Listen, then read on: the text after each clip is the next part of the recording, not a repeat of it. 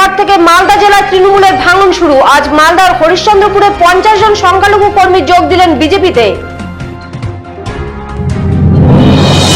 বঙ্গধরী যাত্রার সূচনা হলো মাথাভাঙায়। সাধারণ মানুষের হাতে তুলে দেওয়া হলো তৃণমূল সরকারের রিপোর্ট কার্ড।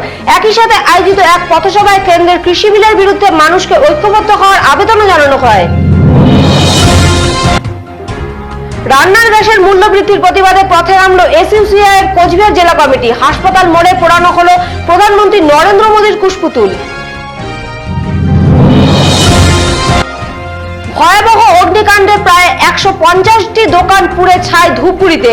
দ্রুত নতুন করে স্টল নির্মাণ করে দেওয়ার প্রতিশ্রুতি উত্তরবঙ্গ উন্নয়ন মন্ত্রী রবীন্দ্রনাথ ঘোষের। কয়েকদিনের জল্পনার অবসান ঘটিয়ে তৃণমূল কংগ্রেস থেকে পদত্যাগ করলেন ব্যারাকপুরের বিধায়ক শিলভদ্র দত্ত। ব্যারাকপুরের কার্যালয় থেকে সরিয়ে দেওয়া হলো মুখ্যমন্ত্রী মমতা বন্দ্যোপাধ্যায়ের ছবি, লাগানো হলো স্বামী বিবেকানন্দের ছবি এবং তার বাণী।